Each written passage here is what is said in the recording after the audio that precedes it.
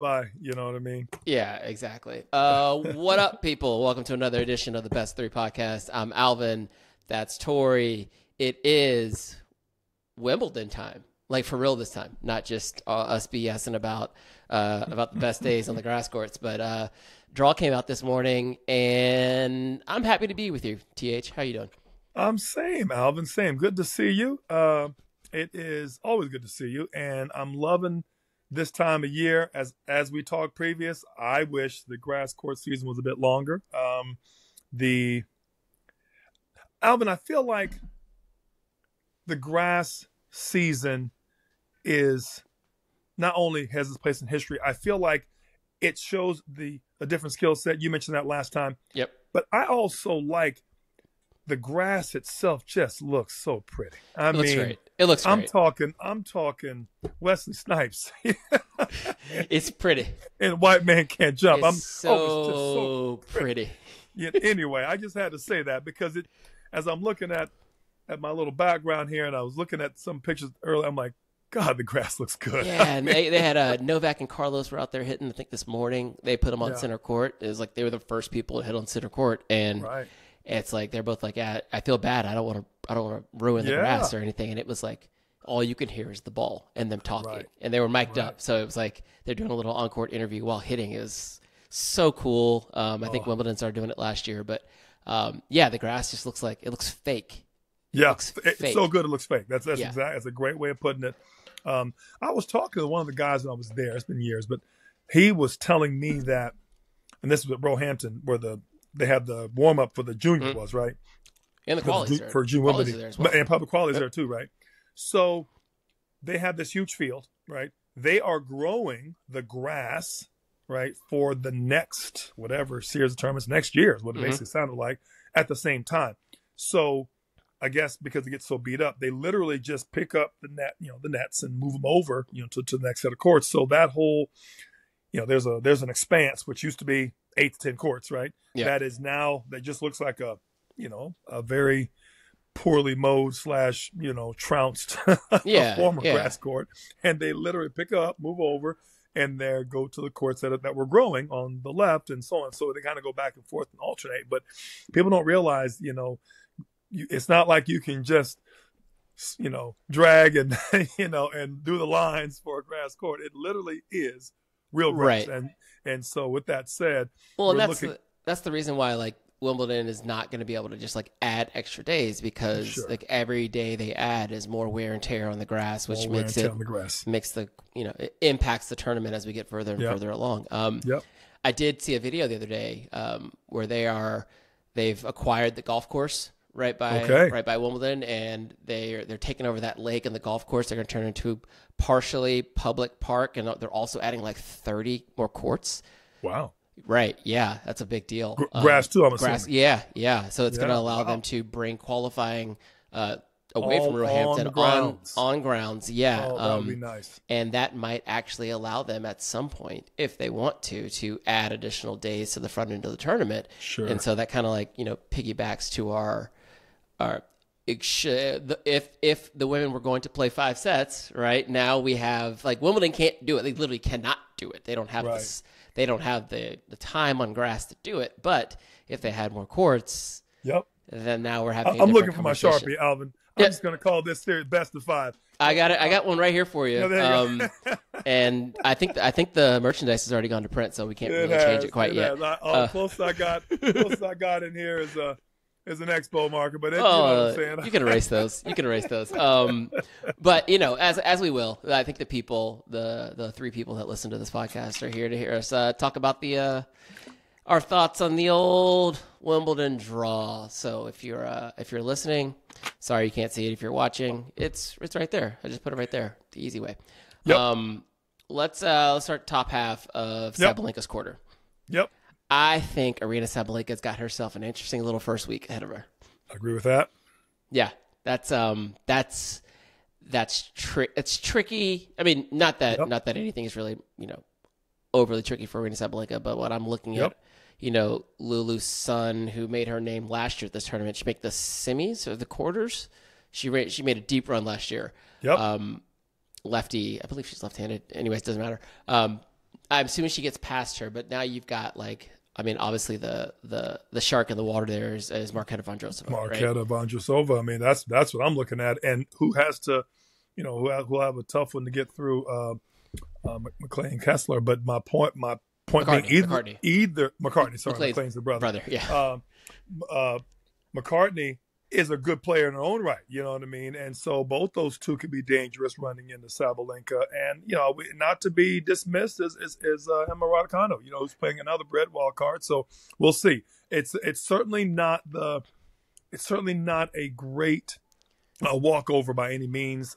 Personally, for me, for Sabalenka, I think I like that. I think the tougher her matches can be, the more forward she is down the road. So, and I don't think she has the kind of game that, she doesn't mean take many days off, and she doesn't play you much different either way, right? It's just a matter of, she certainly has, from what could be an easier quarter that I've seen a little down the road, she certainly doesn't have a walkthrough, show up and shake hands kind of a affair. Yeah, and I feel for McCartney, like all the hard work she's put in over the last few months to earn that seed, to give herself a little bit of space to work into a Grand Slam, like right. Only to get a Wimbledon. Grand Slam, exactly.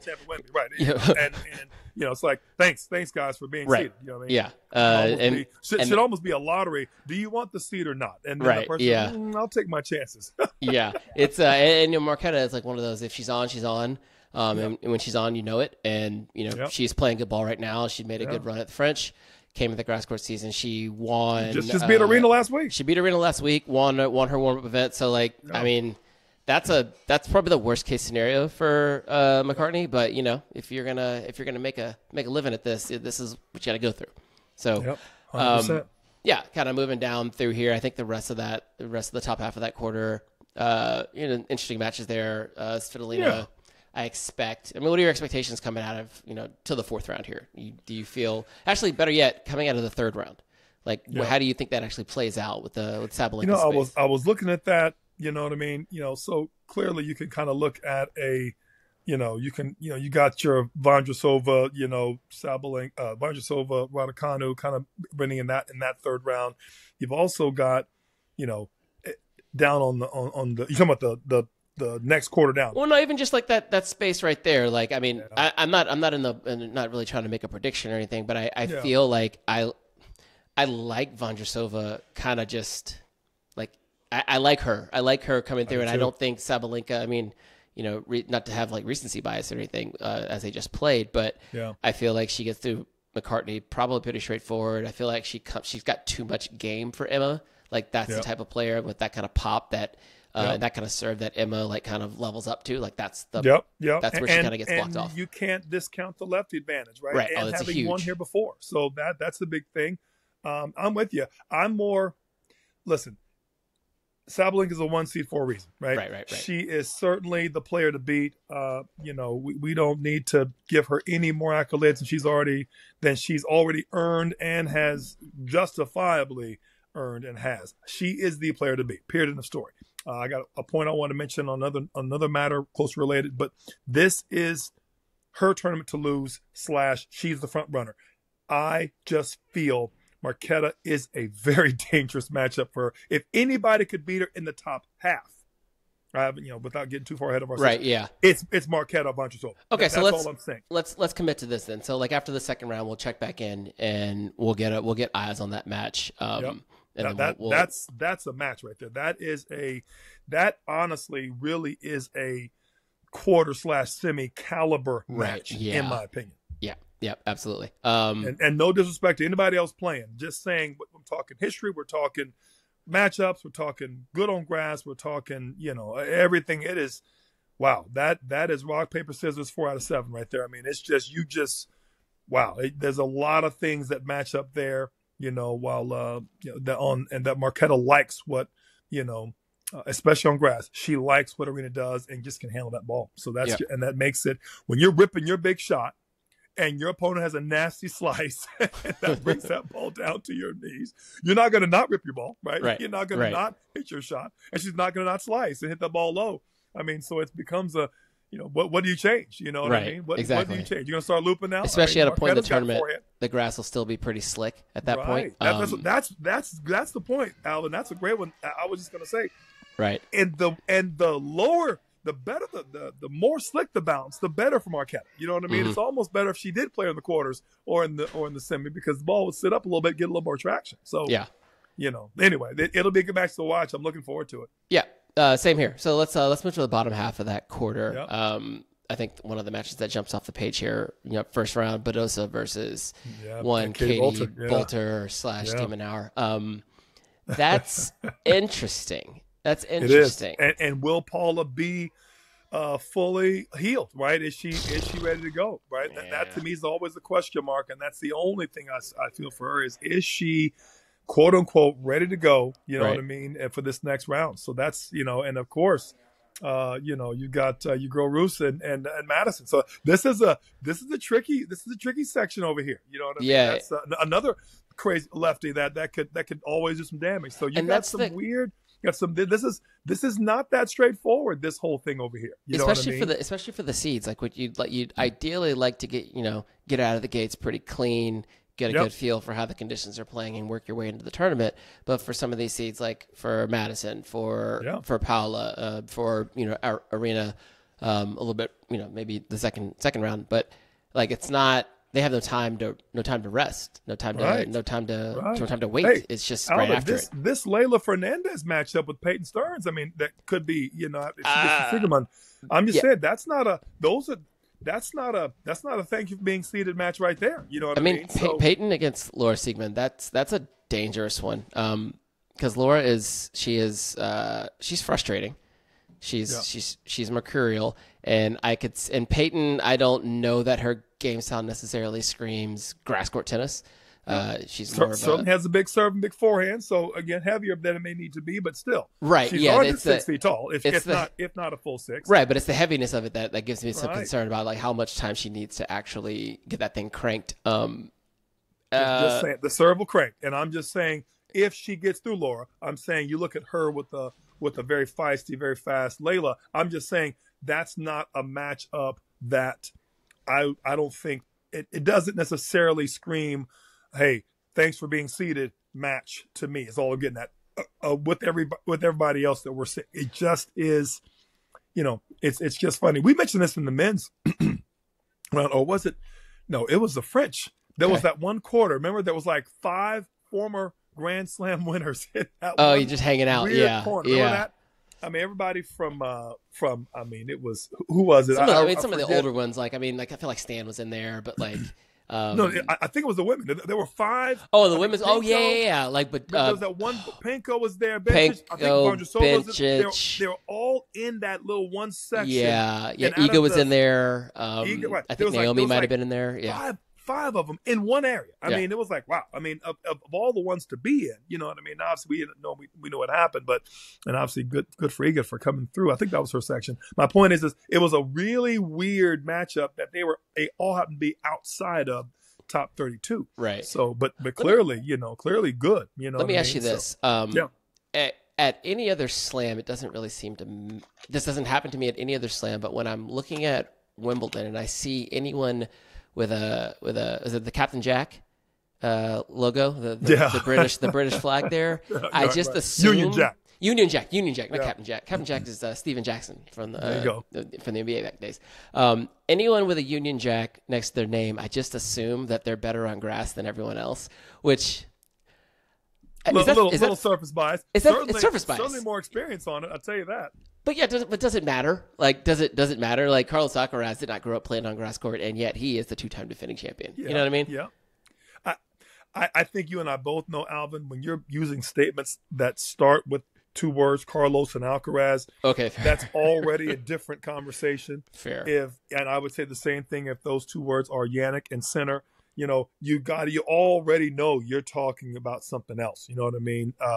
There's the midichlorians that are present in those 2. It's just just Sith worthy. I mean, and I only say that to say, I think your point is well taken, so long as we don't include those 2 names, or Novak's for that matter, because of history, current level of play, and for those other two, their bright, very bright future in this game as the current, best for both of them. So now, if you tell me, as I see the Union Jack against Leylah Fernandez, yes, will Klugerman be a very feisty, opponent against Leylah? 100% she could be. Katie Bolter, we talked about her and Badosa, and so on. You start looking at that. I gotta think that the English. Hey, Dan Evans just took out who at ranked 199 or something. I think he took out Monfils or somebody. Was it last week? I mean, Dan's still feisty. I mean, Dan, he just knows how to play on the grass, and Dan was a top 20 player back in the day. Yeah. My point is, he's not terrible on the grass, and Dan's got to be mid to late 30s. Yeah, but so maybe I take the contrapositive here and go, okay, there have been a lot of British players to play Wimbledon. How many have won Wimbledon? Not many. Right, not exactly. Many. So it's just like we talked about this a couple days ago. Like the better players generally win the matches. 100%. Better players gonna win the match. There's no.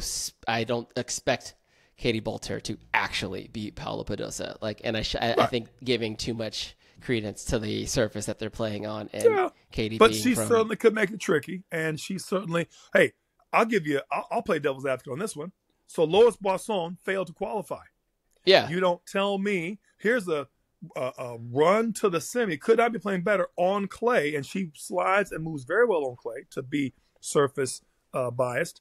And now to that same thing, failed to qualify. Lost her first match in qualies. Now, my point is, so clearly surface means a little bit. You know what I mean? And so to me, I don't give them that love against. Maybe Badosa's where that starts to even out and go in the way of the seed. But if you have anybody else that doesn't have a number or a Q next to their name, I would say there's a good chance that's an equalizer. Okay. All right. I'll take it. I'll take that. They certainly have the experience on the surface as the X factor, I think is what I'm trying to say. So, all right. I mean, yeah, we'll see. That's something to keep an eye on. I think about it. I think about it, and we give more weight to it here than anywhere else because of the uniqueness of the surface. And, for sure. As I think you should. But it's not like clay and grass. It's not like the Brits play on grass. Like once you make the Pro Tour, you're not just like hanging out in GB playing on grass, right? You're on the same surfaces everyone else is on. So 100%. At some point, some point, it evens itself out. Quick question before you move on. Yes, please. You didn't talk to your all-time fave there. Number 6. Yeah, I don't want to. Anything? I don't want to.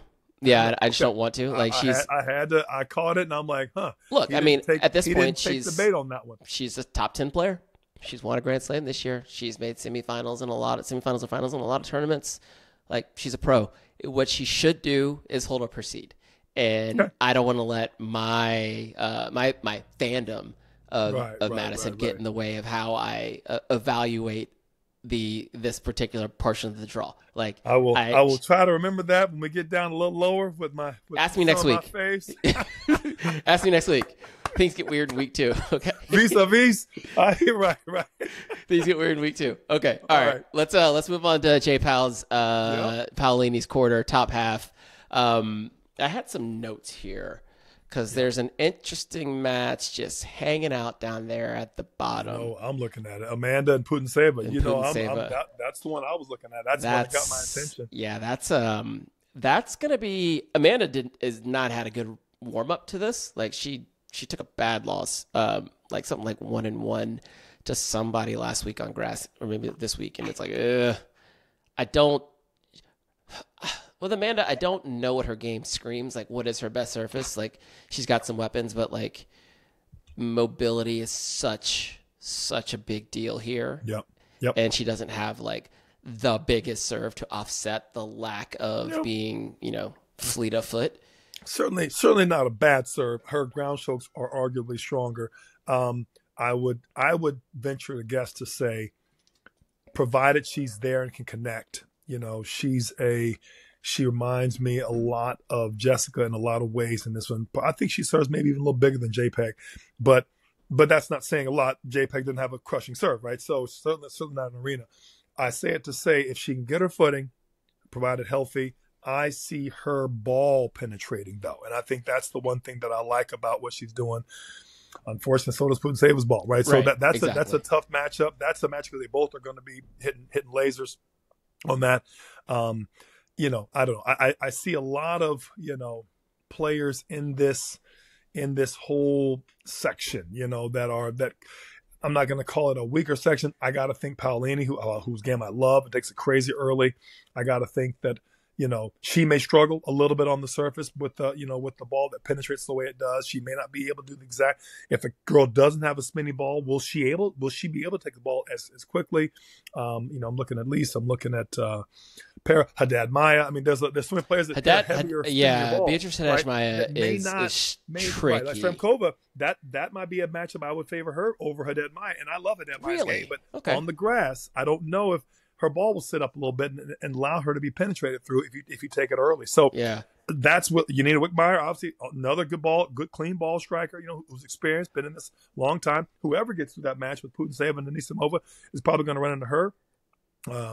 No offense to Zarazua, but I'm just saying there's so many, again, of these girls that hit through the court pretty well. They're tall. Yanina's got to be close to 6 feet herself. There's a lot of those girls that are they're this tall, long crank, and they just hit through the court. You know what I mean? So, it's gonna, the lower half of that to me is almost all pretty tall, and then the upper part is a little bit short. It's interesting, like the hit through the court aspect of it, right? Like there's a lot of these women that can hit through the court, but I see it as more of a, you can't just, because they can all hit through the court, but like, can they hold the middle? And can you keep yourself out of compromised situations in the corners? Because that's where everyone gets a little less than on grass, for sure. Right? For sure. Especially when we're talking about ball flights that are kind of running through, fairly flat on the women's side.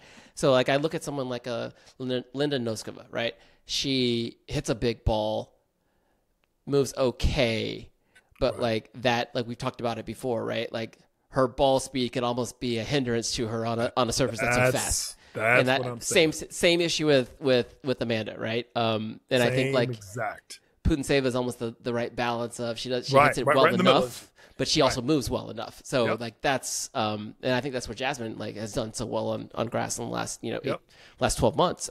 Finally last year, and then doing pretty well up until like today. She lost to Iga, but it's tricky. It's tricky. You kind of have to have it all in balance.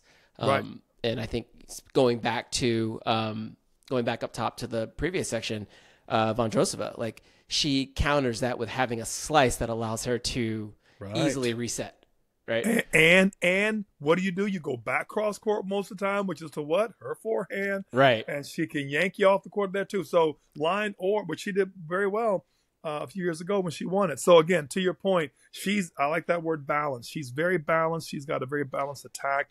She's got a weapon on one and a counterer on the other, which is, I think you need to have on the grass. And as I say, it's going to be interesting to see. So again, this is a very quietly strong quarter based on game style. I'll even throw in their height too, Alvin. It looks like the top 4 of 5 of the top 8 got to be below 5'6". I mean, and then there's probably 6 of the next 8 that are all 6 feet and some change. So that'll be a weird kind of a matchup too. Just something to look for. All right, we'll keep bouncing here. Bottom half of Paolini's quarter here. Yep.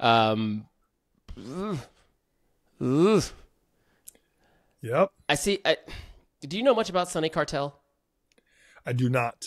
Okay. So I saw her name go in the draw. I saw some Instagram posts on her. I didn't know really who she was. I saw some 12-year-old, her and 10-year-old Emma Raducanu thing from way back in the day. Up until that time, I didn't know who she was. But again, I'm not English, and I hadn't heard of her, but that doesn't mean much. Yeah, so, I mean, I caught a video of her training. What I saw of her, I liked, but again, she was hit with somebody. I'm like, oh, she looks pretty good compared to somebody. But I mean, that could have been she's solid. But I don't. Sister could have been the local coach. I'm not sure. But I mean, Penko's no joke on grass. Like she made it. She made the quarterfinals last year. Like she's solid grass court player. Penko's a solid player. Period. So I think we need to no more appreciate again former Grand Slam champ. As this is one I was referencing to earlier. They just are in that weird. This draw here, while it should be King Win, I'm going to tell you right now, there are 3 people that I think that could come through this one and their name does not start with a Q. So I'm just saying that this is a tough one from Naomi to Ashlyn to Yelena. I mean, to Schneider. I mean, there's. I mean, you can't not say she's not a if she gets out of the block, she is very Vondrasova esque without the big first serve. Let's put it that way. So my point, Crafty, I'm looking at each. I'm like, oof. The only person who I've been a little bit disappointed in, she may be nearing that last round up, is my girl Ons Jabeur, who's very solid on grass though, and has the touch in the hands and the volley. So just hasn't done much recently, and unfortunately, she may just be, between injuries and just getting a little older. But her game is beautiful to watch on the grass. It's just, unfortunately, I think father or mother time in her case, mother time may just be catching up. She's just, when your game is that on the razor's edge of having time and whatnot, and you get a step slow, right, from age or dinged up, or it doesn't matter. You're just, you're compromised a little bit with for the younger versions of your competitors. So, but I if I'm Quinn Nguyen, I am very, again, have had some good grass court results from what I'm seeing lately. She's got a nice, very good seed, but again, good draw too. That's a pretty good draw for her. Well, it's not a terrible draw. She will face a lot of these players a little later, but what's that, third round possible? Her and Naomi. Second round, her and Naomi possible. Second round, and I don't know if I like that match for her and Naomi. If there's a player for Naomi to get into the match with, it's Quinn Nguyen. I mean, just Quinn Nguyen. That's me. I don't know. Yeah, maybe you may see it differently. No, I'm just not sure about Naomi right now. Of course, I just want to see her get out of the Naomi's blocks. Not sure. Right, that's my problem. But Naomi's serve is still big enough. Her returns are still good enough. And in a match like that, Alvin, I've seen this too often. College matches, junior matches, matches on the tour. If you're not going to take it from me, I'm not going to give it to you. Right? Right. Naomi's the kind of a player. How many slams did she win? 4? 2, 3, 4? Which 4? Yeah, I keep forgetting she won that many. She's still a good tennis player. Absolutely. And if Quinn Nguyen is not going to come in there and take it from her, which that's not necessarily her game style. Don't get me wrong. She's not going to give her. It's not going to be the one-arm bandit for errors. Just saying. I don't know if she has the serve big enough to go through Naomi. I don't know if she has the ground stroke. She's not necessarily known to come forward a lot. Very solid. There's not many weaknesses, but not a lot of weapons. And if I am Naomi and let's just say I've got my mind right, I don't know if I'm so worried about that. I'm not worried about her going through me. And if she plays better, it's actually better for me. I counter pretty well. I don't think it's a worry. I don't think it's a concern of Quinn Nguyen going through her. It's more of a concern of can Naomi put it together and win matches. She would have get through the first round. 1. Yep. 2, bring her she's going to need her A game. Yep. Because her B game is I don't know what it is. But she's going. It's going to be there. Her B game, she could self-implode. Let's be honest with that. Fair. But let's assume she's playing well. You have to think she could then take Zhang's draw. Is all I'm saying. Sure. And then it's not a bad looking draw either for her. And that's not a bad looking draw, especially for the next 2 or 3 rounds until you run into Pinko / Schneider or whoever that was. Right. That's all I'm saying. So that I don't want to. No, I think we're on the same page. Wax poetic on Naomi. We all know she can be very mercurial, very much depending on the day. However, we are still talking about a 4-time Grand Slam champ, and last I heard, she's still hitting a pretty decent ball. It just doesn't matter as long as she's got the altimeter right in upstairs. Tough to beat. Yeah. All right. I'm gonna clocking along here. Mira. It's all Mira. Is it all Mira? Is that what you're saying? No. It looks a whole lot like Mira. Well, yeah. She shouldn't have an issue getting out of the gates, right? Getting through the first 2 days. Looks fairly straightforward for her. It's the Barbora Krejcikova against Alex Yala. Yala's playing some good ball right now too. She's currently in the final of Eastbourne. She'll be playing the final of Eastbourne tomorrow. So she's got a feel for this thing.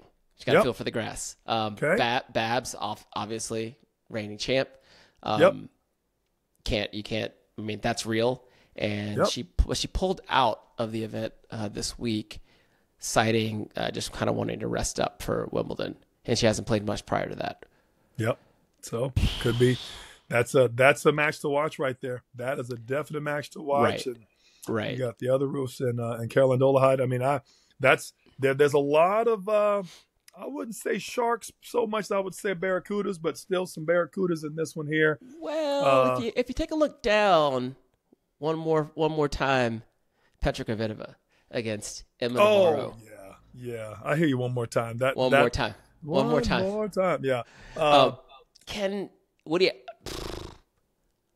In my head, all I see is like 2010, 2011 Petra That's Kvitova. what I'm saying. Like that's not smart, but that's all I see in my head. Smack forehand. I just don't know if. Unfortunately, as old as that song is when she was playing her best. I love Petra Kvitova, and I absolutely love her game. I think she's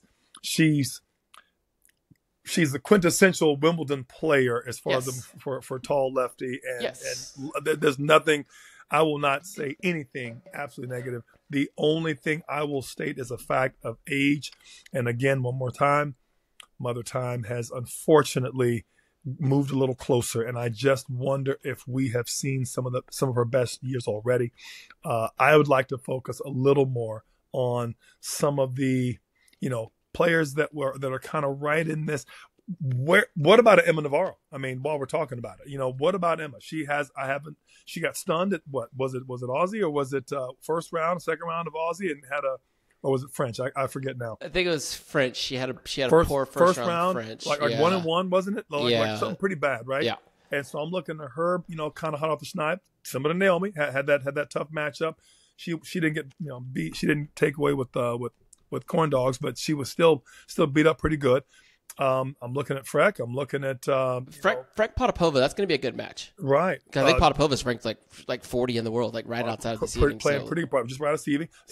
Haley Baptiste can make anybody play bad, on the grass, and she's playing Sorana Cirstea. So there's a little bit of, There's a little bit of Kudermetova is always good. There's just a lot of, as I say, barracudas. You know what I mean? They're not.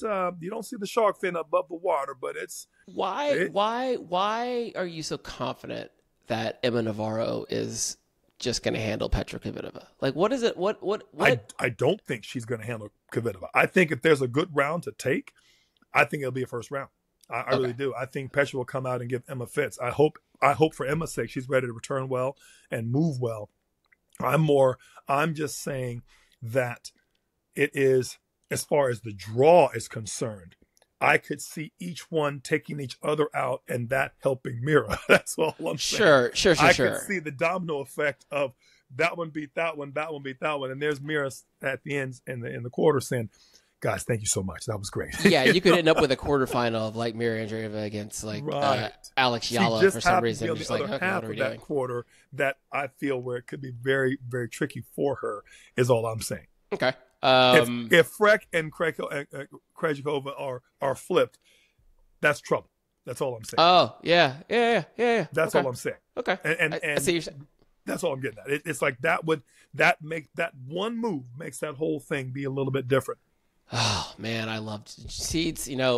Results make rankings. Rankings make seedings. Seedings make draws. It's not nothing, and sometimes it's everything. Like, and we'll get to it on the men's side, like how some of the little things that have occurred over the last 2 weeks have really had implications on the seedings of this tournament, and then how you get a player's chance to do well.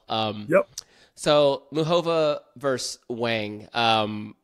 Wang finaled one of the events last week.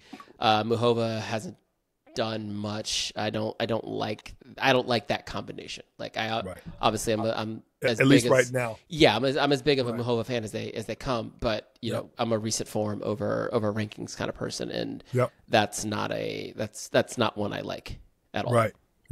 Like at all. Tough time to play her, especially being the seed. And again, that could open up her situation. A lot of the other girls there, I'm looking at a lot of them are pretty good. Then you run into a Magda Linette who's still playing good ball, running the qualifier. But she's on the other side. She's on the other side of that seed. You know what I'm saying? That 2, 3, 4 rounds down are just, it's tough. So again, I'm looking at a lot of this to say this, again, all that tells me is my girl JPEG might have from what it looks like right now on paper, she, again, you got a Belinda Bencic right there. It was certainly no slouch and playing, ATL's own Alicia Parks. But I don't know. When I look at all these players, shout out to Katie Volley-Nets. I just don't know if there's enough firepower in this section right here to really threaten a Jessica Pegula. So I'm glad you used that word firepower, because I keep thinking about Alicia, and she's been bubbling, kind of percolating lately. Percolating, I like that. And I feel like for a player like her to really capture the attention and also like vault herself into like the conversation, she has to make a run at one of these slams. And I feel 100%. Like with her big serve and her big forehand, she's got that firepower. Yep. Like, could she mess around and like beat like a Jessica Pegula in the third round? Like if she gets that far, like if she can do that with Belinda, I think she's got a shot. Right. Exactly. And that's my point. You got to go against somebody that solid to show yourself, let alone others, that you can do this. Yeah. And I think, much like Gal's been percolating on the men's side, but hadn't had a lot of results, right? Alicia's not that old. She's a good little player, tall player. Can she, right? Can she put it together, to your point, and serve notice? I think that's more my concern is, and now you have to do it against a couple of good players back to back. Right. Let's say she gets through Bencic. Now let's say she plays Magda Linette. Those are adults. Those are adults. Thank you. Right. And like so grown women. Now. Yeah. Right. This is adult swim. You now have to come with it. No freebies, no mental implosions. No. Can you do it 6 more times? You know what I mean? Okay, that's a good set. Can you do it 6 more times? And that's, to me, where a lot of these younger players aren't ready to do the thing that long, which is why I say, Magda Linette is that person where Jessica Pegula is that person for 5 and up. Magda Linette is that player for 20 and in, so to speak, 25 and in as well. Hey, this is what that level means. Right. Now, you can do it. You can do it. I don't think Magda Linette has a crazy high ceiling of top 5, but she's top 20 all day. You know what I mean? She's 25 on a bad day. You know what I mean? So I say that to say she knows what it takes to get there. She's, and I mentioned that for the benefit of Alicia Parks, and I hope she gets there. And at the very least has a good showing, because what you really want, as I see a Belinda Bencic who's older, I think she's got a little one now. You hope that the younger player at least gets it and takes it 3, maybe wins a match, just so they're now that new torchbearer. I don't want to pass the torch, but just so you feel like they're ready. Belinda may not have too many of these slams left, right? Sure, so at some point, you hope that Alicia gets it while they're still playing. So in 3 or 4 years, we're not saying, Alicia Parks, she had it going for there for a while. She was percolating, but never really did, pour a full pot of coffee. You want her to be able to come through, and that's a great first round for her. A player of note, solid player, a little older, seasoned, but again, it's a great match for her on grass. Yeah. All right. Let's keep popping here. Moving on to the next section. Kudermetova and Swiatek. What do you think about that? Well, it's the other Kudermetova. It's not the better Kudermetova. Yeah. So I'm less concerned about that. Iga's playing good ball right now. She is. She's playing JPEG tomorrow.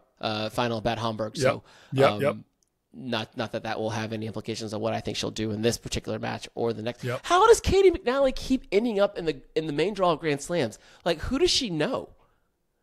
Bro. Dude, she's like 250 in the world. Like, what are we doing?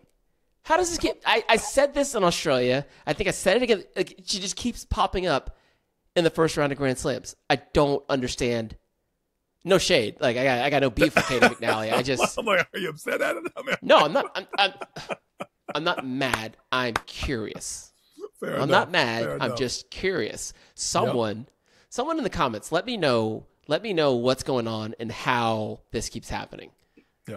Because the ranking doesn't back it up, my friend. It doesn't. I'm sorry, it does not. Fair enough. So what are we talking about? Katie, good luck to your girlfriend if you're watching. Good luck. Great. Make her run to the quarters just to spite out. Oh, please. Yeah, that would.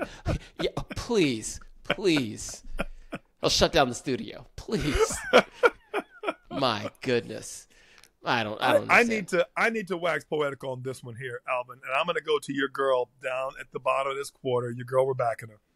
I opened up my, of course, I'm getting all these darn tennis feeds now. And Bleacher Report had this full-on shindig on these players' path to the final. Oh, God. And there were two players that it went on about.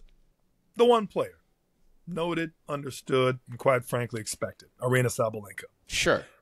I was expecting Coco Gauff to be the second, Alvin. She is the French Open champion, the star on the rise, and who beat Aryna Sabalenka last time I checked. Right. But unfortunately, it was your girl, Elena Rybakina, up in there. And they were talking about her like it's just her tournament. And Alvin, I tell you, I was a little upset. I was offended that they had already, and I believe in their little proposed matchup situation, they had already kind of got Coco going out in the quarters. And I got to tell you, Alvin, I'm like, I don't know if you guys ran that memo by my girl. I just want to put it out there. No shade on Rybakina. The whole path to the final thing is silly, right? So like when you look at it, like, I mean, we'll just do it live. That's fine. We'll do the path to the final. It's very straightforward. Like they just kind of show you who they would be projected to play based off of their ranking if things were to follow suit as you go along. You and I it's both worthless. know that. It's worthless. But Alvin, if you would, go back to that screen. Do you realize Iga's there and Coco? I'm just saying, Alvin. I'm like, yeah, come on it's silly. It's silly. Let's not give Bleacher Report. They're new to this, not true to this. So let's not give them too much. You heard that right here. I too just much thought it space. was disrespectful. I don't care about being the controversial. I'm here to talk about this. They weren't Stephen A. Smith. I'm saying they went past a couple of very solid current Slam champs, I might add, in the mix, and just acted as if they were, oh yeah, but no big deal. And I'm like, y'all might want to go back and put an actual tennis person on your staff before you put that kind of stuff out. So to my comrades at Bleacher Report, I know a few of them. So because Bleacher Report is owned by Warner Brothers Discovery, TNT Sports. So tennis coverage in this country, the way we cover tennis from a media standpoint, right? We do it so that people end up having conversations like this, right? Yep. It's not tennis people having conversations. It's people cutting content to fit on your screen with buzzy catchphrases so that you involve yourself with the content. So from that standpoint, they did the job, but you gotta block it all out. Like there are like not that many people talking about tennis in a way that matters. Basically, the reason why we're here is because outlets like that do things like that. You got that right. I don't know if I'll be opening up Bleacher Report again over tennis. It's whatever. It's not. It's whatever. Like, don't get me started. You're bringing up. We're scratching scabs here. Collins, potentially Collins and Kostyuk in the second round. I like Marta Kostyuk in a lot of things on the grass. She's another one. Hard, flat, good ball, clean. A lot of players in this round. We're back on it to obviously JPEG. There's a lot of JPEG's on the other one. Swiatek. There's a lot of players that bring a clean ball in this whole situation here. It's like round 3. Like by the time we get to round 3, it's time to go to work. Like it's time to go to work. I would say first round on every round, and this one could be, I'm gonna say shout out to Heather Watson. I mean, always my favorite black Brit over there. However, I would say it's a strong wild card if you've ever seen one. Right, wild card for sure. that's a dub C for life right there. She runs the tournament at some point and she was the voice of WTA there for a little while, right? Yeah. With her commercial. But I say that to say there's a lot of take out some of the qualities who I don't know and the wild cards. There is a lot of good players, a ton of more Barracudas on this round too. And you heard it right here. The teeth are long on some of these. When I mean, I should say sharp, not long. And this is not a, when you've got a Maria Sakkari playing Blinkova as a first round match. Maria's playing pretty well right now. That's not a bad first round. You know what I mean? She beat Putintseva a couple days ago. Like, so my point is, and she's a former top 10, give or take. So top at least 10 or 12. Oh yeah. She's top 10. Right back in the day. So my point is, and she's probably down in the 60s, 70s right now. My point is, and no slouch. So my point is, you got players like that that are not seeded, that are not playing qualities. Just saying this could be, and that's a second round likely for Rybakina. I'm just saying that's not a Kostyuk would play Collins. And she's a low 20 seed. This whole thing, and then that match would go into playing Probably McNally Iga. or Swiatek. You know what I'm saying? It just the whole thing. What do you mean McNally or Swiatek? Get out of here. What do you mean or? What do you mean or? No. What the I hell said you, that they played the winner up. I come think we on. know. I think we know who has the favorite now. But I'm saying I that's don't who. think I don't know. That's who Katie's Marta would be would there. play. Is what I'm getting at. I'm Yeah, saying yeah. there's Okay. not a lot of days. You said third round. I think it heats up before. Yeah. First, agreed. That's all I'm saying. Agreed. Yeah, it gets good. I don't know if Collins gets out of the Swiatek match with a total of 6 games, should Iga be playing well? I'm not saying that at all. I'm saying that it's not easy for long. Okay, fair. She gets past her wild card, which that might be a tough. You know what? That could be fun because depending on how the schedules of play work out here, third round will be on Friday, which is 4th of July. We will be together That's right. in the house for the Wimbledon party. We'll be checking that out. So we might do something live. We'll be at the same place, same time. There. You never know. I like it. Never know. I like it. All right, let's keep popping. Lost my place. All right, and we're down here to the very end of the women's draw here. Coco Gauff's Sophia Taylor. Yeah, Taylor put strong showing there. Okay, here's one.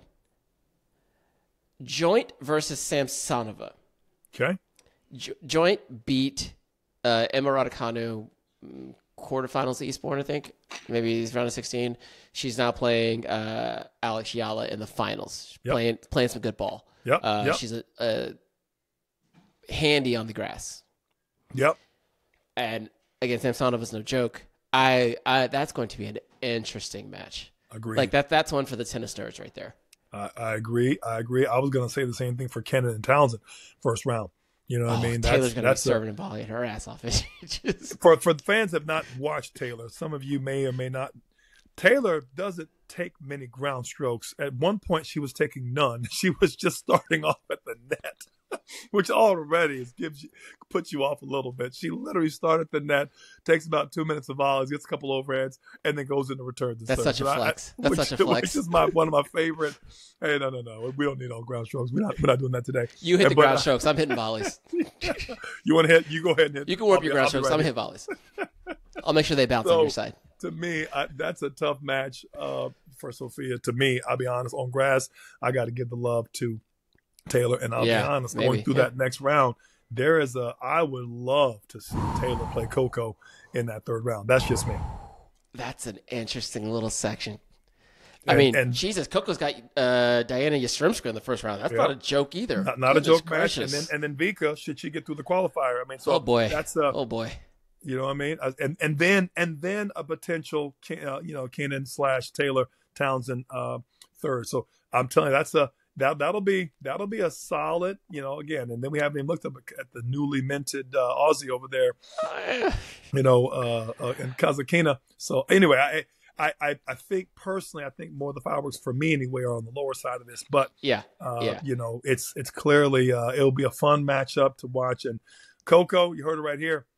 I am still salty at Bleacher Report for not giving you your due, not giving you, and you know what that just means? Hey, you got more. What did my boys say in what was the football movie with Adam Sandler? Tackling fuel, right? Tackling fuel. There you go. You got more tackling fuel to get to prove your point yet again. Would love to see you in the all white raising the hardware at the end of this whole thing. So good luck. I think that's a good match. It's always a fun thing to see how this draw shakes out. And well, do you see? Just so we're mentioning this because you have Rebecca that's at the top of the screen. What say you on that round of 16 quarter matchup between a possible Rebecca, assuming she gets past Iga, and Coco. Which is a huge if. This is completely hypothetical because I don't even feel comfortable walking past Iga versus Rebecca. But if we, gosh, why do I always end up here? I feel like my view on Elena Rybakina, like when I talk about it, it makes perfect sense. Like when you watch her play tennis, it makes perfect sense. Like I've said, I feel like she's one of the top 4 players in the world, rankings outside, like the other rankings out. Like I'm very high on her game. And grass in particular, I would say. Right. I mean, she won the damn tournament in 2022. Was it 22? So like, I'm not blowing smoke or anything. She's legit. She had Iga dead to rights at the French Open, and just kind of like, Iga did her thing. So if she were to get past Iga, like I've said this kind of thing before, if Coco were to get to a point where she played Rybakina, then Coco's doing something very right, because I don't feel great about her on grass. Yeah. So, but if she gets that far, then she's worked something out, and then I have to maybe it's a toss up at that point. I don't know, because she's one of the best returners on tour, and obviously her speed helps her here. But that's a tough ask. I mean, Elena just hits you off the court. Like, I don't care about your speed. I'll just go through you. Yep. So I don't know. I have nothing. Her pace against Coco. I like the pace because Coco won't have to produce a ton herself. That's kind of where I'm looking at this. And I like the backhand as the countering measure on that side. We don't have to get to it. I think that Swiatek, we're back in the match, and the round of 16 is going to be a deal. So anyway, good. This is a good start, Alvin. I don't like to play. No, we don't need to. We got time for that. We got time. Right. We got time. Plenty of time to play that. To play Kreskin or whoever here. We just want to call it out as we see it. This is some good stuff. Yeah. All right. So let's take a little break, and then we'll come back and we'll get after the men's half here. After the men, done. And we're back. All right. Let's. I'm still Alvin. That's still Tori. We just tackled the women's draw prior to this. So if you're jumping in the middle, go back and listen to that. But now here we are. Men's draw. Let's go. Top half of Jannik Sinner's quarter. Yep. Anything of note that jumps out to you? Not really. Right. Not really. I would say Nishioka is probably one of the I love his game style. Got great returns. We saw him play Ben Shelton here in the Atlanta Open a year or so ago. Took down Ben, I might add. Loves pace, loves returns. One of your fellow lefties. Yep. To your point, Grigor is still, to me, one of the most complete one-handers out there. He also leads in most retirements / withdrawals. Yeah, him and Thomas Mahatch are battling for it right now. And so that's his first round. I'm hoping he's healthy. That matchup to me could be a solid one. I look forward to seeing it. Obviously, the draw, Shapovalov versus Navoni, that's another matchup that could or couldn't be. That's where they're in that section, right? But once no offense to my main man Nardi, but his countryman, unfortunately, has just been playing some good ball. Not his best surface per se. Probably his worst surface, I would say. Not as bad. I don't think there's a bad surface for him. Is my point. And I'm just saying, it's he casts along. What's the term? Paul on the on the draw with his presence. I don't see many of these guys, Dimitrov included, Tommy Paul perhaps included, really bringing a lot to offset what Jannik can do. I would love to see a Tommy Paul and Jannik Sinner matchup, but I don't see the other guys in this draw, the way I'm looking at it, that have a lot of ways to offset the current number one seed. Yeah, I mean, I think we'd be grasping for straws if there was anything here that made 100%. Us think that Tommy and Jannik wouldn't just kind of matriculate through. Yeah. Dennis, as tough as it will be, and as you know, Alvin and Wimby, a 7-5 is a routine set, for the men, right? Because you're going to hold. You hit your target, you're going to hold. I mean, there's just not it's just a matter of when you don't hit that target. When you do have that one game with 3 second serves as opposed to only 1 or 2, that's what you really. And a lot of the guys that aren't as solid have to learn that. The other guys realize, buddy, I'm not aiming for the line. I'm aiming for that a little bit inside, because it's going to be hard for you to get the ball back anyway. Right. And so it favors the huge server or the big server with a good return or the phenomenal returner with an okay serve that can make first serves. Those are tends to be the three. You better be pretty well entrenched in one of those three buckets. Yeah. Yeah. So speaking of which, going down to the bottom half of this quarter, Ben Shelton. I think it gets interesting on the other half of this section. Yeah. My main man, Lorenzo. Yeah. I'm baiting you. You're not taking the bait out. No, here's the thing. And I don't, and because this is the draw show, like we're not guessing what's going to happen off in the future. We're going to come back and talk about these matches, these matchups as they fall. But to your point, someone like a Riley Opelka makes things interesting on grass. Very interesting. Like if we come back, next Friday and we're previewing Shelton versus Opelka, I wouldn't be that surprised. Sure. I wouldn't be surprised at all. No, I agree with that. That's what a big serve will do to you here at the Aldington Club. So that's a tough place for you to be seated there, Brandon Nakashima. Agree. Tough one for him to be seated. And I'll be honest, even for the French matchup there, Humbert's got a little bit bigger serve than Gale. Yep. And that's not a matchup being tall and lefty. I don't know if Ugo, that's not both him and Ben are both lefty. I just like, again, and I don't want to gloss over Fuskovic and other guys like him. There's and Goffin and other guys that are old school, that are elder statesmen in the draw. I think Ben's got a pretty good situation here to be 10. And if your better seed is Lorenzo Musetti, who's a good player, don't get me wrong, just send me the French. I don't know if I'm really happy if I'm a 10 and he's my 7 and I'm in that section is all I'm going to say. Yeah. No, that makes sense. There are much worse matchups. He could be in a 10. You could be on the 1 or the 2 side or with Novak in the middle, right? So, and he doesn't have either one. And so I like this whole situation for his quarter at least. Yeah. Okay. Let's keep popping here. Coming on down. Now this is where it gets interesting. Oh, Jack. Cilic. Oh, Jack. That's the people the one we talked about before. I mean, there's this week.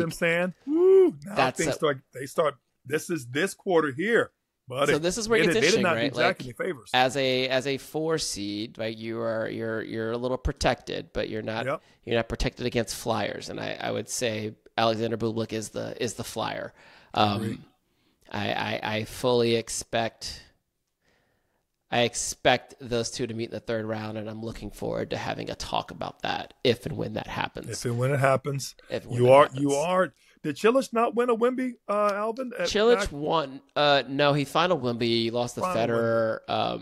Maybe like 2017. I was about to say. I could have swore I saw him in the final. No, he won. He won U.S. Open. Won the Open, right? That's what it was. Won the Open and final Wemby. He final Wimbledon. Yeah. I only say it to say, again, maybe a bit long in the tooth as well, but make no mistake, that's not a great matchup for Jack on grass.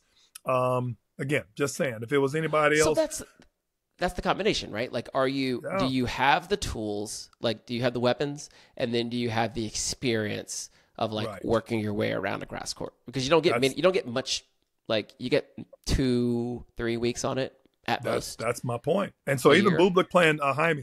Is it Jaime? How do I pronounce it? I mean, we're going to say Jamie, but I think it's Jaime. Yeah. Jaime is a great player and a very solid player on most surfaces. Clearly, I would think the clay is a little more his preference, right? So I don't think if he and Bublik would be fairly close, say on the clay, I don't know if he has I don't know that make the same matchup on grass. So that's, again, just shout out to Jaime, who's been playing some really good ball lately. Then you go to a guy like a Cilic, who Cilic is, obviously a little bit closer to retirement than he is starting the tour. We get that.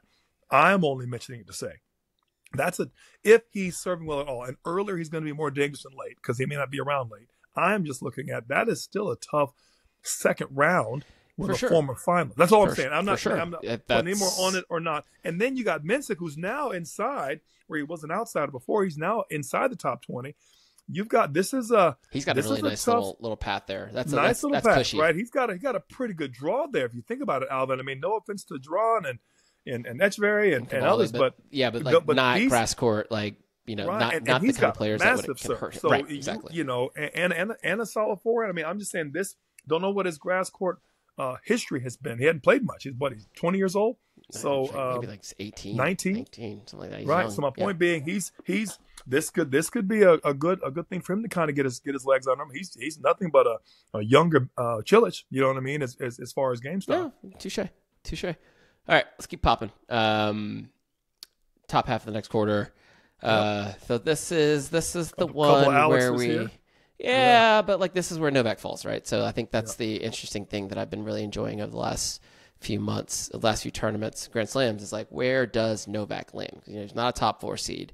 So like who between Sinner and Alcaraz, whose week is he ruining?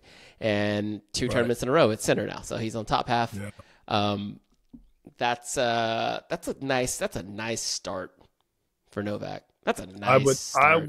I would be, whatever time this match is, and I'm glad I got most of the week off next week. I am so looking forward to, assuming Dan Evans gets through his fellow countryman first round, Novak, Dan Evans. That would be a match for me. I think England will show out strong for Dan. Dan loves it. Dan's not a young player. Novak's not a young player. They probably play each other half dozen times, and on grass. Could be closer to Dan's last one. That would be a great match to watch. Closer to Dan's last one. Everyone closer to Novak's last one. Well, you know what I'm saying. I'm talking as far as being in England. Oh, sure. Yeah. Being the hometown favorite. That's a good match. Plus, you're playing Novak is what I'm getting at. So I'm looking at it through the other POV. Eubanks playing Alex Mickelson would be another good match I want to see. Just to kind of see how that match goes. Again, assuming both. Kecmanovic is not a bad play. That's a tough round for Alex, but I'd love to see Alex and Chris play. That'd be a good one. Mahatch has not played, hadn't had a lot of great results for a guy that's seeded 20. You know what I mean? And he could come up against, and you know, and how do you pronounce my man's name? You told me this before.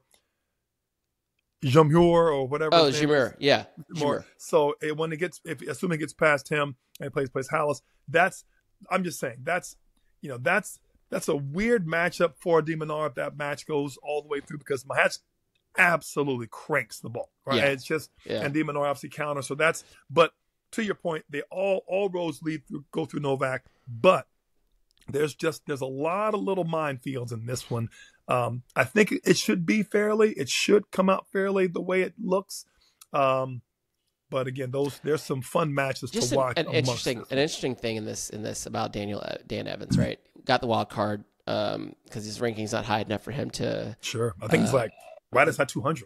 But like it's a weird thing because he was in the top 50 like a year ago, and this is what got him. He went to play the Olympics last summer because he wanted to play. He wanted to play with Andy, but he got hurt. He wasn't hurt. He was the defending champion at Washington.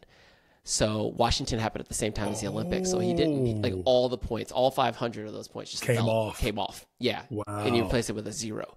So like, and he knew that going in, right? But like that's a once in a lifetime opportunity. Him and Andy had a great showing at playing doubles together. But like now you're stumbling, right? Like one more bad tournament and you're in this position right here. Which is unfortunate. So you look at like that decision. So like two sides of the same coin there. Dan Evans decided to go to the Olympics and risk that. Francis decided not to go to the Olympics, and was able to continue to kind of get the game together and pick up those points. He did really well in DC. I think he won it. So, and now we're here. Missed out on a lifetime of an event, but got his ranking inside the top 5 or 6 or whatever it was. Right. To your point. It's just one of those things where like there's I don't want to talk about that anymore. I want to talk about this. I want to talk about this. Right here. I want to talk about this. Yep. Taylor Fritz, GMP, first round. Let's go. I am here for this. Nonsense. It's nonsense. Straight nonsense. Man.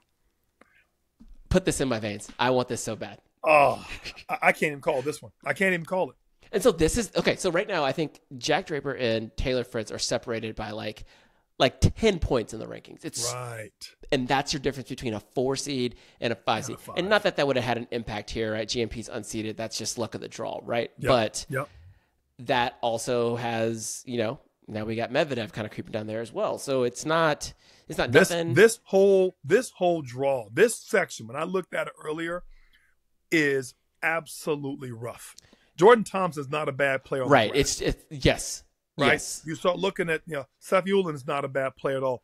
Alex Popyrin, good player. Davidis Fokina, good player. Your boy Van der Sloot. Van der Zandschulp. I keep butchering his name. Yeah, a lot of GMP. Big dudes. There's a lot of big boys in this one. Yeah, here. even Diallo. Diallo, young fella out of Canada. He's top 50 in the world right now. That's right. That's my boy, my Canadian Kentucky. brother. Yeah. Yeah, and Taylor 6'5". I just say there's a lot of big hitters in this section here. GMP being probably the tallest of the group. I'm just saying there's a lot. This one here for just coming back from injury. I think he pick up one of the grass court tune-ups Brits last week. He won Halle or whatever. Did he win Halle? Yeah. I thought he won Halle. He won Halle, and then he got to he's playing in the finals. Yeah, other he's Halle playing this morning in the maybe semis. week before. My point is, he's playing good and good for him because he needed that. He's one of the best. He's one of the best grass court players on the men's tour, like hands down. To my point, I like his chances, but this problem, howsoever, this is a different problem. This is a different situation. I mean that could be a 5-set match just off the serve alone. So GMP ran through the draw last year. Ended up losing to Musetti in the quarters in 5 sets, right. But that's the kind of and Meds ran out of gas. That's what he can do, especially here. That's what he can do. So Taylor has been known to mess around and lose in the first round of a Grand Slam before. Yeah, and this might not. I mean, this match has nothing to do with him actually. That's the thing. It's not. It doesn't really matter how well he plays. It's how that's a tough. How well will the others play as well? And I think to your point, do you think Medi gets to the quarters? That's my question. To the quarters? Look, I'm not comfortable. Okay, you remember our boy Eubanks beat Medi, right, to get into the quarters of Wimbledon a few years ago, 2 years ago now.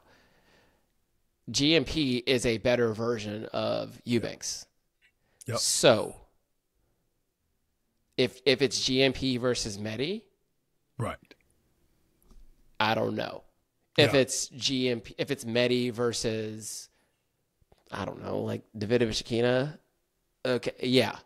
There's a lot that hinges not only on this particular match, right? Between Diallo, Altmaier, and Fritz. Yeah, I mean, no, you're right. This is a weird one. I personally think Jordan Thompson should he get through. I think Jordan Thompson could be rough on grass just because of his ability to come forward, and he's again, and he knows. So again, that's the beauty of that's the interesting part about the grass. Like it's been slower, they've slowed it down, so it's a little more neutralized. But it's like all these players, you give me this same draw, but it's at the U.S. Open. Oh this is fine. Yeah, I got Fritz and Medi in the fourth round. You're taking bets. Yeah, I got that. That's easy. Even at the French Open, this is probably I can read it pretty straightforward. Right. But here, which is why I love the grass, because it's such a different game. Yeah, it's a different game. It's a different game. But yeah, I got nothing to say. We'll see how it plays out. Let's percolate on down here. Cerundolo and Borges forgot that they weren't playing grass court season. These guys, somebody should have given them a memo. It's right, exactly. Mackey and Kachanov could be a good match there. I am Rinderknech and Zverev. That could be a bit of a dicey situation. How far do you give my boy Sasha in this one here? I just gotta call it out and go right there. Do you? There's never been a bigger player to not take advantage of his bigger serve. Right. And I get flashbacks of him playing Dominic Thiem all over again at the U.S. Open, not coming forward on those massive serves he was hitting in that tournament. Well, I'm going to say... And he hasn't improved or changed. Right. And that was, 5 years ago? Or 7? How many years ago was it now? Yeah, the 2018, 2019? 2020. So, 2020. Because it was empty. Remember, it was 2020. That's right. That's right. Drapes over the seats. Right. So, the interesting part here is Berrettini, oft injured. I don't know how he is right now. But if he's fine, that's a pretty good draw for him. Ethan's good play. I'm proud of Ethan Quinn. Like his foray into pro tennis was, I know, questioned by many after 1 year at Georgia and winning a national championship, and kind of had to turn pro. I think was the he felt like he had to turn pro, and people questioned that decision. But now he's making good on that. Direct entry here. Had a good run at French Open. Like saw him play in Dallas when I was out there earlier in the year. Yeah, Ethan's looking good. But Berrettini has finaled this event. Right. Berrettini is a proper grass court player, like proper, slice backhand, big serve, big forehand. Like if he's 100%. Good to go, crafty, right? No. If he's 100%. Good to go, like Matteo is no slouch by any means. As you say, tough matchup for Ethan, but. And then that bumps into Zverev, Carreño Busta, right? That's my point there. As far as Zverev, I think that's the tricky one for him. Right. If Berrettini is good to go and they meet, then that's a handsome match. It's a good match. Yeah, good Grand Slam match. That's about it. I think we can bounce forward. Yep. We can bounce forward. Holger and Jerry, that could be, Nico's always a fiery spark plug. Yeah. Big server at that. I mean, I got to be honest. If I had to call out an upset from a quality over a seed, it looks like Nico Jerry and Holger Rune. I mean, that's what it looks like. It does, doesn't it? That's what it feels like, right? You feel like you could be Nico. Okay. First round too. It's 3 out of 5. It's 3 out of 5. 5 sets. It's 3 out of 5. Like I don't. Is Holger? He moves well, hits forehand well, but is he grass court like a tune? I don't think so. I don't know if off of serve alone, and in my case, for lack of a serve as big anyway as Holger Rune has, I just like that one. Nothing more to say. That's just all opinion. It caught both of our attention, so I guess they're for a reason, right? 100%, and that's my point. For the same reason, again, on a hard court on clay. Before I talked about Francis, Batista good playing Cam Norrie. Cam Norrie will take that match because it's grass and he's lefty and he's Cam Norrie. Okay, let's not so fast, my friend. Okay, fair enough. So I was only smidgen to say, I'm talking both size, I'm talking both the surface preference, and I'm talking in terms of the matchup of the game. That's all I'm looking at. Yeah, but I think Batista gets he is Spanish and flag only. That man hits it about as flat as they come. And, no question. And Cam's best shot, Cam's backhand, goes right into. I mean, he likes to hit it pretty flat. I don't know. I see what you're saying. Cam shovels that backhand as low as it can go. He does. I mean, almost puts you in the deuce court corner. I mean, he puts you as wide as he. And when I tell you, it's got a tad bit of underspin on that backhand. Yeah. Just saying. And the lefty carve is there. I'm just saying. Yeah. I only mention it to say, and I love Roberto. I just don't know. I'm talking height. I'm talking serve. I'm talking, matchup. Who may favor the grass better? I was talking about Nico and Holger. I'm just saying when I look at those two things, I'm thinking to myself, I don't like that. I don't like that matchup for a Batista Agut. I don't like that for Holger Rune. I just don't like that. Right. There's very, very trouble. That's Titanic going through icebergs. This is like my favorite section. Quite candidly, Lehechka, because you got your boy Brooksby. Lehechka's are great. Yeah. He's a really good guy. Really good grass court players. Showed it last week at Queens. They finaled, lost to Carlos in 3 sets, and then Fernley versus Fonseca. Like, again, Brooksby versus Griekspoor. And even Leonard Tien, like against Bassaveretti. Bassaveretti, that's that's a fun little section. Like, it's just fun. This is fun. It's a ton of great matches. This one here. For others that aren't as, this one here, this is. I would agree with you. This is definitely one of my favorite sections, and a lot of characters. I mean, a lot of characters rounded out by none other than Mr. Frances Tiafoe himself. So I would love to see Frances have a that should Cam get through Batista good, that would be a tough match for Frances either way it goes. Yeah, in a sharpening match, Roberto or Cam. Yeah, I could see either one of them popping into the third round there. Just a tough matchup for Frances. And again, as he always does, he finds a way to make a match that look routine without 140-mile-an-hour serve. Well, see, that's the thing. There's nothing routine about this. Like, you got Cam Norrie potentially in the second round, and then potentially Lehechka in the third round. Those are guys who know their way around a grass court. Now, so does Frances, though. No slouch. He's taken. He had match points against Carlos here last year, went 5 sets. Like, I'm not worried about Frances. No, not worried about him at all. I almost feel like when I root against him, I'm like, I do it selfishly to see him go far, because he's that guy. I don't know about him. Meanwhile, I'm like, give me 50 on Frances. Get the old reverse jinx. Yeah. Throw him off the set. All right. Let's keep bouncing. Oh, your favorite there, Andrei Rublev. My man. You heard it right here. When's Andre going home? I'm going to say this right here. There are 3 players in this draw that are in Operation Put Up or Shut Up. You heard it right here. I got to say it, Alvin. I saw it when it came out. First of all, shout out to Fabio Fognini, my main man. You never know if he's playing or tanking, but that's a whole nother talk show. Maybe one of his. I think he made an announcement. Maybe one of his last tournaments. Yeah, by hook or by crook, either way. Right. Andrei Rublev. I should leave. Stefanos Tsitsipas and Felix Auger-Aliassime. You heard it right here. I'm putting them all 3 on the hashtag Put Up Shut Up. Your clock's ticking. And you have been such good players. I would just love to see some semblance of you've taken the next step. The only 4th player that isn't in this section is one Alexander, quote, Sasha, end quote, Zverev. And he gets the pass, not only because he's not in this quarter, but because he has had a final or 2 and a couple of good semis up until this point in time. Felix has not. Rublev has not.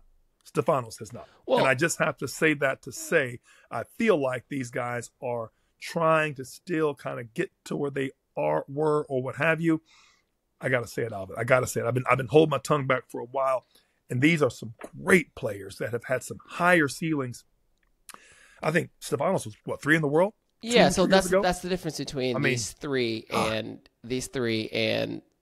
Sasha. And I'll give Sasha his credit. Like, maybe he hasn't won a Grand Slam, but he's not ranked in the 20s. He's still 3 in the world. Like, these guys were all top 10 at one point, and and they're slowly getting usurped by the younger generation. And Sasha Zverev is still right there. So I'll leave. I want to. I don't say kind things about him often, but I'll go here and I'll say let's leave him. Let's leave him out of this conversation. In the next tier 2 tiers up that he deserves to be in. But yeah, Sasha's talking Masters, and these guys are talking 250s. Like we're just talking different. They're different. Certainly right. They're on different planes, literally. And but to my point, I still would hope that Rublev, just so I can see more Safin, hangs in there a little bit more. Okay, and, so let's say Stefanos and Andre meet in the third round. How does that feel to you? I would like to see it. Who do I think? Who do I favor? God, that's tough. If it gets that far, I give the tip to Rublev due to coaching. Will it get that far is my question. Bergs is no slouch. Wait a minute. Mannarino is Wait a minute. You just said you would give Rublev the tip Yeah, on if it gets that far, coaching if they both get that because Murat Safin is his coach. But let us not forget that Stefanos Tsitsipas is coached by one Goran Ivanisevic. So, Wimbledon champion himself, former coach of many-time Wimbledon champion Novak Djokovic. So do you want to take it back? Do you want to think about it? Nope. You just said it. Nope. Let me tell you why I don't. I don't think Tsitsi's got an issue here. He's got an issue with the other things. Specifically, he's got to find his confidence again. I don't know if Goran's going to be able to give him that. Rublev's crazy. And I think Murat can get him uncrazy or to channel the crazy.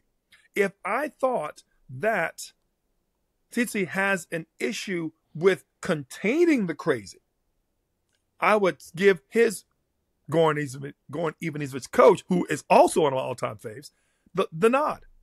I'm only speaking to this. I think Tsitsi has to go back and retool all of the game or start hitting first serves on first and seconds and start being absolute Fernando Gonzalez or Wawrinka on the back, something.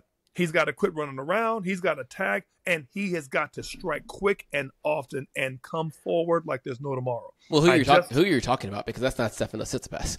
He ain't striking quick, and he ain't which is my point. He's got to completely change, and that's why I think okay. No matter who you have, he at this point in time, I think his resurgency has to change.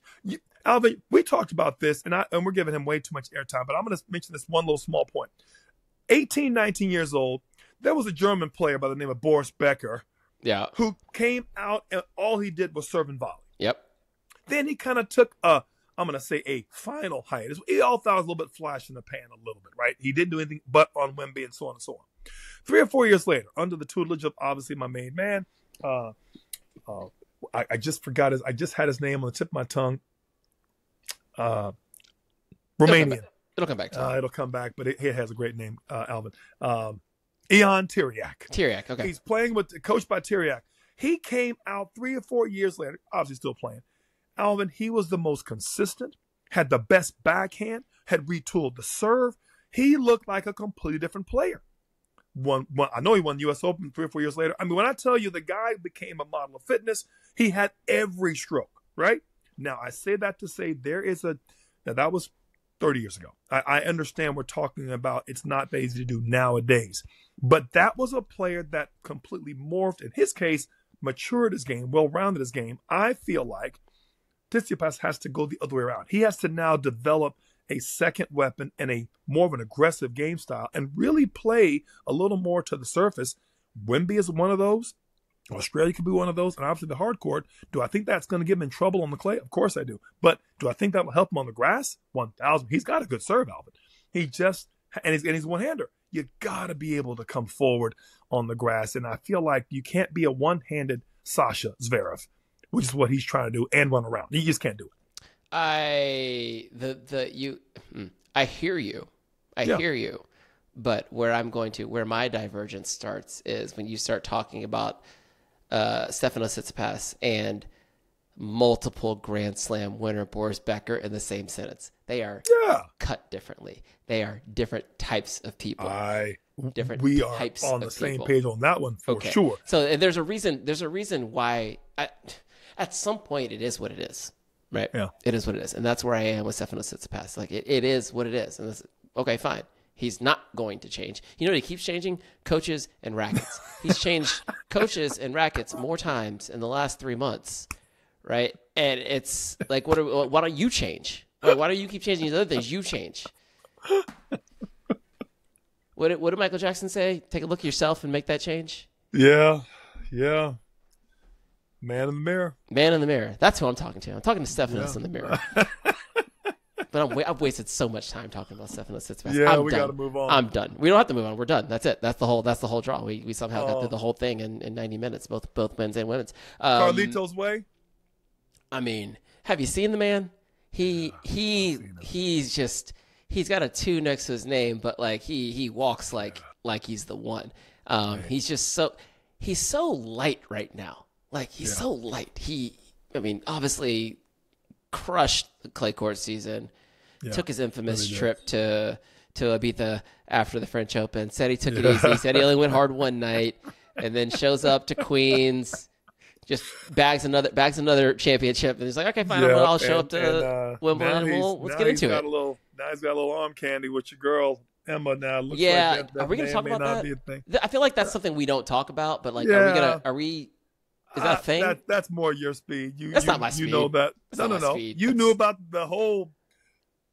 You were talking about /Demon Orb, you know. Okay, yeah. I mean, I know things, but it doesn't mean I want to. I know you know things. That's who you are. You're Alvin Usu. You know things. I know things. I do know things. I know enough to keep myself, in the conversation, and lots of different kinds of conversations. That's not my speed. I just want to say this one last piece. Mannarino could be a very spanner in the works, to borrow the English expression, and I see the same thing. For Mr. I could see the same thing for Mr. Struff and for Mr. Felix Auger-Aliassime. And I just say that just to say that both those two guys, should they get past, would be a minor miracle in my opinion. And that's weird to say for a couple guys that are seated in that situation. It's going to be tough. I mean, Felix could have a tough time with Duckworth. I mean, that's I mean, if we get to next weekend and we're looking at Alcaraz versus Mannarino, I won't be surprised. Right. Like I won't. That's all I'm not saying. Here. No, I'm not. I won't be surprised at all. Right. Because that nonsense, that crafty nonsense, so that he'll eat that up on the grass court. He never met a player he didn't want to make look bad and very, very crafty matchup. So anyway, long story. I'll look forward to Carlos's round with Fabio. Fabio, back in the juniors, you never knew if he was tanking, slapping, or just putting you through the paces. You never had any idea. And I have never seen a person hit the most effortless big ball. Yeah, in my life than Fabio Fognini. I mean, I remember standing next to him one time, and he hit Skull a couple times. They're about the same age. And Alvin, I swear to God, it looked like he had a badminton racket in his hand. That's how light the thing was flying through the air. It was just, it was a lightsaber. I mean, he was literally, I mean, it was right. Just, that is the kind of sound. If you wouldn't attach a sound to his forehand, that's what it would be like. About? I mean, his routine was big. I mean, and then he went bigger. You're like, God, that's like, you heard it. You're like, ooh. You had a little shudder. You're like, God, it's a big ball.